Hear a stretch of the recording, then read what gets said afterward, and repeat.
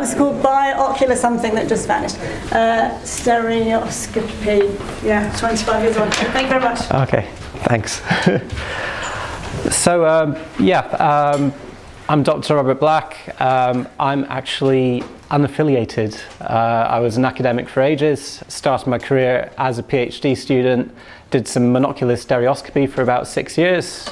Tried to integrate various cues, went completely mad and decided to go and do something else. So I went and did some 3D filming because it was all Avatar that came out.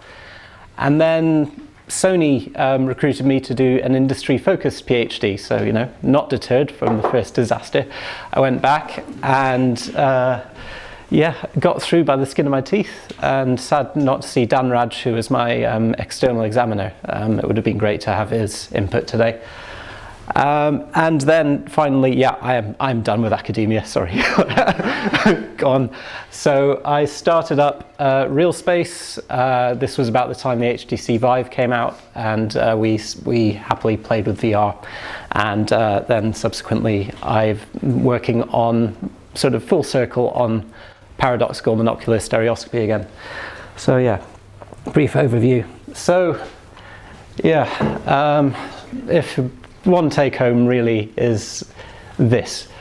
It's going to consume your entire life and you're not going to get anywhere. And I am living proof 20 years in. So yeah.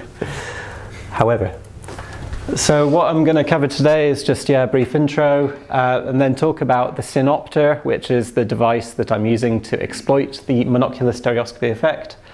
A little summary of the research. Again, Dan Raj would have been useful at this point. And then going into the practice, what we're actually doing with this, clues, I think it's the correct usage of this time, to its functionality and practical applications. So yeah. So if I quit. So basically, why am I studying this? Why have I kind of wasted half a life on this? It's because this is what I believe. I read Kundrink in 1994. I took it rather literally, and I really believe that photos are actually 3D, and that our normal way of looking at a photo is suboptimal. We've got two eyes which are designed for a very versatile range of tasks. And also our most highly tuned sense is stereo acuity. Our stereo acuity is about 10 times our visual acuity. It's down to about 10 arc seconds. So I mean, that's like 75 nanometers visual scale. So we have this ridiculous superpower which is basically constantly screwing up our perception of what we would call 2D images. And so this has been my vendetta. No doubt with some confirmation bias, cherry picking and every other thing, but I'm not academic anymore, so whatever. And this is my quest. So, okay. So why study this? Again, just there's enormous resources that have gone into 3D movies, 3D TVs, 3D cameras, and they're all gone for the most part. Even 3D TV, 3D movies are in decline. And all of this stuff, and now with the new wave of virtual reality, which is also not exactly going great, is predicated on the notion that stereoscopic 3D is the must-have. It is what defines depth. And that 2D pictures, 2D movies are just that.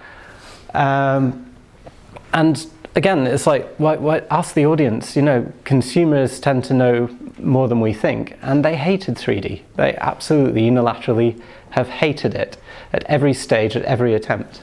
It's just not worked. And also on that, when you're talking about making computer games, the computational cost of introducing stereoscopic 3D, especially to virtual reality titles, is enormous. So you've basically got the PlayStation 4, which is doing photorealistic graphics, and it looks like a PlayStation 2 in virtual reality. Amazing technology as it is, and the biggest success that they've had. It's a huge sacrifice, so why? So basically, the device I'm using, the Synopter by Maurits van Roor, invented in 1907. Very, very, very simple device. It's designed to take one input beam of light and split it into two parallel output beams. So it removes the user's stereopsis, so the left and the right eye, see identical images. The version I use basically has the effect of giving a monoscopic image, but also another way of putting it is that it is stereoscopically defined at optical infinity. So the image is placed at, optical infinity. This basically sank without trace in its intended purpose, but has come in a bit recently into telescopes. For astronomy, people frequently comment on the curvature of the moon, even though it's a monoscopic image, and Swarovski have just got in on the action. That costs even more than I'm intending on charging for mine. It's about 2,000, but that's for for bird watching, so mid-range things. So that is a Synopter because it is a telescope attached to two identical eyepieces. So yeah, just a top down of what a Synopter is, very, very simple, just a beam splitter dividing left and right image. What effect this has on this side is our normal vision, our left and right eyes seeing slightly different perspectives on a single flat image, whereas on the right through the Synopter, that difference is gone. So the same thing there. Again, this is really, really dumbed down explanation full of holes, but basically, yeah, looking at a 2D screen with normal vision, our eye's own disparity, our own phenomenal stereoacuity means that there's instantly a conflict between the stereoscopic cues telling us that you are looking at a flat plane nearby, and the monoscopic cues, which is you're looking out over a field to a lake and mountain range. And hence the brain sees that as flat. So to rehash, the Synopter basically removes that conflicting disparity information and ends up looking more 3D, more detailed and more clear. So if anyone's cynical at this point, good, you'd be mad not to be. But basically, I mean, if you were to take out your phone before I dim the lights and you look at your left and your right eye just blink between your phone, what you'll see is all these spotlights on the ceiling are reflecting at different places on the screen. You probably see even a difference in color tint between the LCD for the viewing angles, especially with like some of the Nastra OLED displays. And there's also quite a lot of visual effort that is going. You're looking at something 13 inches, 33 centimeters away, and that's actually using quite a lot of the fusion range that's available. So here's one sort of plot indicating this is, I mean, in stereoacuity terms, it's actually only the very, very, very center of the image that your stereoacuity will strictly define as not being able to tell the difference between the left and the right. All this is comfortable fusion, but it comes at some cost, and right out to actually proper and not being able to completely fuse without significant effort. And what I'm arguing is that that effort is actually what's mediating our experience of 2D images. So if you look at the phone through the Synopter, you see a single image, one set of reflections, no color differences, or barring the beam splitter stuff, but and there's actually a lot less visual effort because you're not expending any of your stereo bandwidth to fuse these two perspectives. It is just a single perspective. So again, tolerance of tolerances. We're very good. We can adapt. We can fuse about a 10% size difference between our left and our right eye. But just as we can, doesn't mean that it's a great thing to do, especially not for long periods of time. So we can also tolerate about plus minus 0.3 prism diopters was the stereo 3D filming spec. So we can do these things, but they hurt. So yeah, the Synopter, it was a total nightmare at first. There wasn't really one available. It kills half the brightness, has a tiny field of view, about 25 degrees, and just the thing fights back every attempt to quantify it in terms of looking at size constancy, perceived depth, identifying blur cues. It was just, ugh. So yeah, run a mile, don't do it, save pain. But more positively, a few years later, having gone through the fields of astronomy, optics, and cinematography and photography, I've got some insight into actually how to improve this thing. And so the first thing I did was to say, okay, VR headsets now are out at about 110 degrees, 100 degrees. So can I compare to that? So basically I found some super wide angle eyepieces and a pretty wide angle lens to match, and also a form of beam splitting that would actually not reduce so much brightness. Then I was like, okay, I'll coin the term Ortho Monoscopic, which basically means a match field of view on the screen. So if my screen subtends a 70-degree diagonal field of view, then what I will present on the screen will have a 70-degree diagonal field of view. Therefore, if I had a checkerboard on it and I extended that checkerboard into the real world, it should look the same. Okay. So yeah, turning briefly to Kundrink, I think some people skip over the fact that Paradoxical, Kundrink back in 1994 was saying there is no paradox. It's not a paradox at all. It may be seen that way, but it's actually perfectly logical that 2D images have 3D depth. And so they empirically demonstrated that there were a difference between monocular and binocular perception when doing a depth mapping task of plotting out points on the statue surface. And then only for Kundrink himself, so entire career based on one guy's data, the synopter then doubled his perception of depth relative to monocular. And then they did the reverse the next year using a real scene, which they flattened compared to normal viewing. So the synopter extends the depth perception of a photograph, but flattens the real world. There's been, it's rather difficult to find very good research about it. Most of it would be what would be mentioned by Danraj, I think, in the interim. But I did come across Masaoka et al., based out NHK, who obviously had super high vision years before our 4K and 8K over here. And they basically had a nice little experiment with a basic small synopter comparing a real physical object to a 2D image of an object. And they basically they matched everything and then scaled up the resolution of the photograph.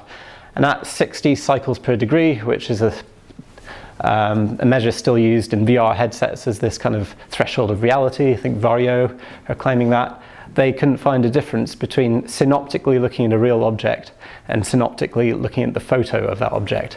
So it's like a point of subjective equivalence between reality and photos.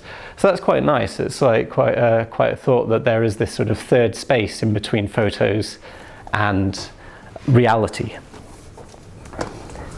So yeah, again, there's some opposition to this viewpoint, namely Hollywood, the entertainment industry. I don't think anyone in this room is here. James Cameron, obviously Avatar. Oliver Sacks, I wrote to him, he didn't like it. George Thelmus, who runs Photo 3D, said, oh, this guy must have a good publicist. And so yeah, there's been some stinging blows, not least the guy who made the Hobbit movie, and he really screwed up the 3D, but he wouldn't even return my email. So yeah. However, on the other side,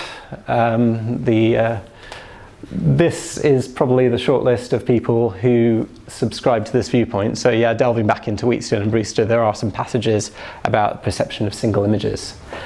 So yeah. So as I said, there's a ton of reasons why synoptic viewing, and I've had them all across the years. So it's just a straight magnification technique because you might be looking at it closer. It's just accommodation invergence decoupling, and I've showed this, that if you use a hyperstereoscope to look at a 2D image, you get a synoptic effect, even though you're introducing more disparity, which would make it worse. The reason is that this is breaking the accommodation invergence linkage, and that alone will create some notion of 2D depth.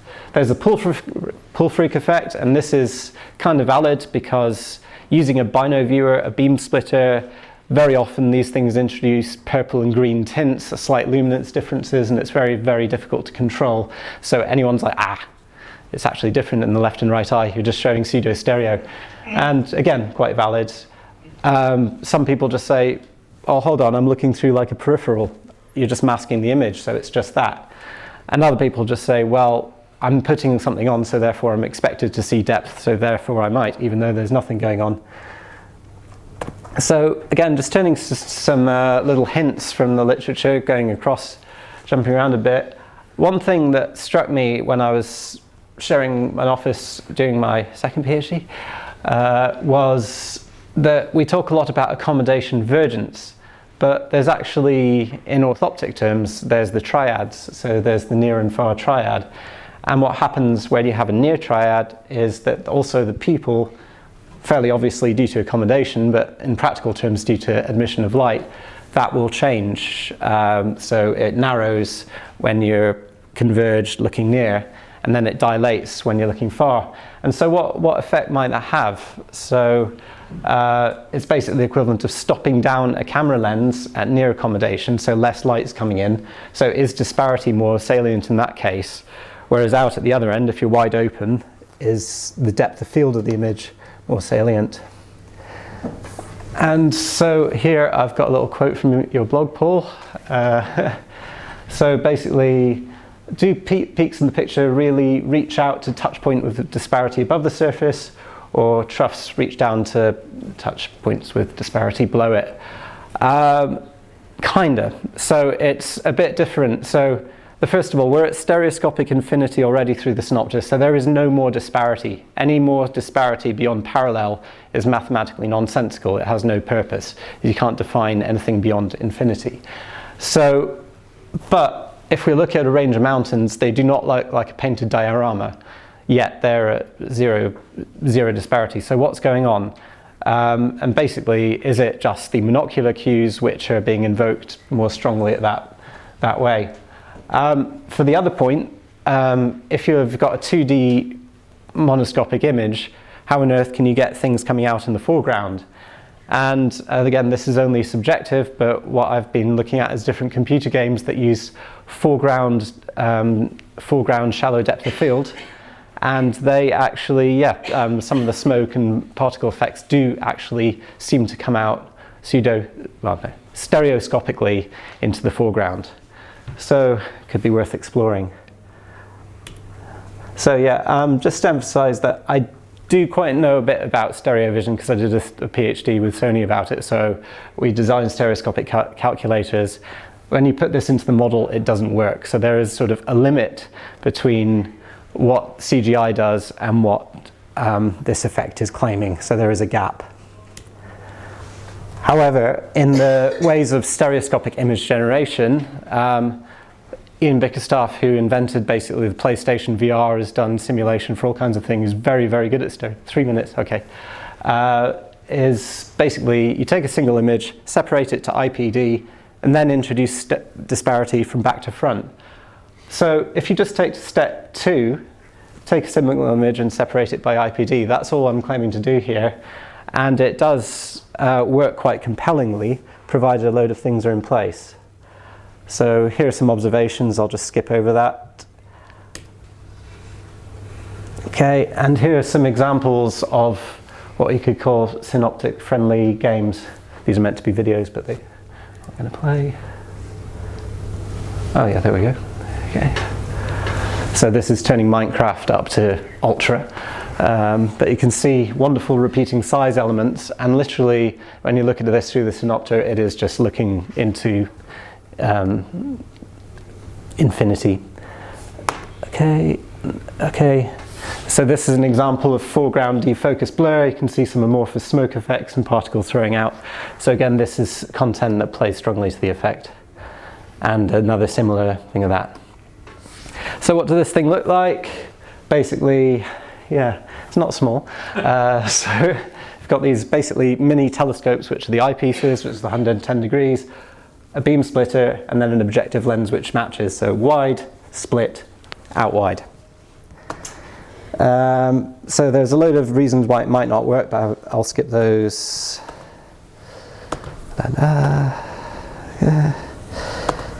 Okay, and I think I've made those points there.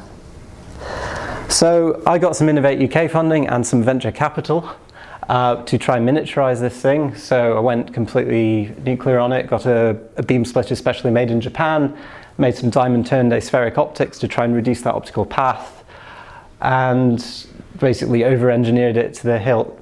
It was slightly too ambitious, although these springs are slightly reminiscent of Oculus's Crescent Moon prototype with a different, but for a different purpose. And ultimately have to concede again, I failed. But however, it's not all over. I've basically got a plan. I think I'm out of numerals, but yeah, we'll say Plan Z. And it's not all going bad. So I was the first PhD student to work with Sony. I got a booth at CES last year, which is a big trade show, and I've been quite good at getting grants. Not been found out yet.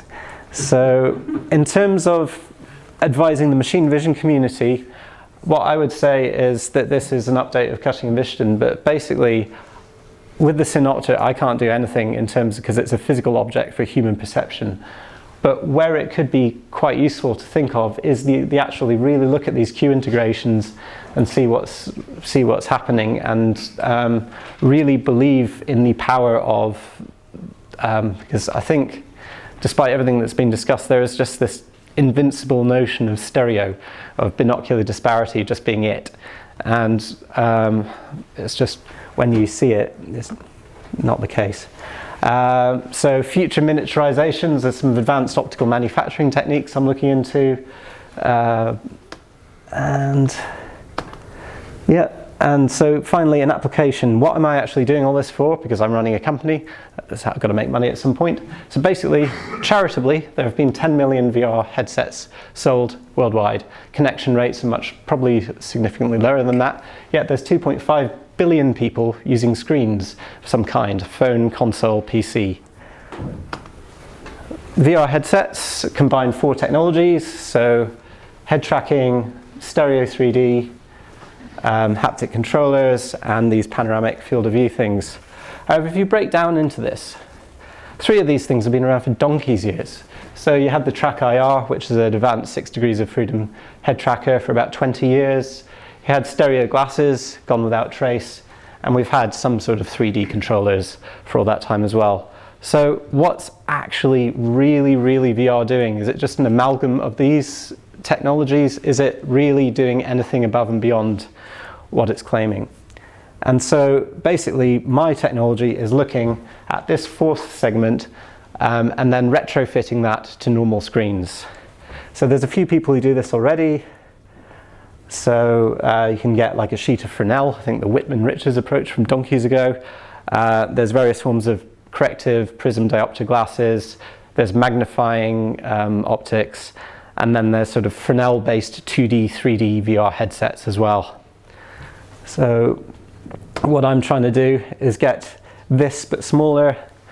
And my vision is just to have a pair of glasses that if someone puts them on, they will look at a 2D screen and it will look panoramically deep and somewhat 3D.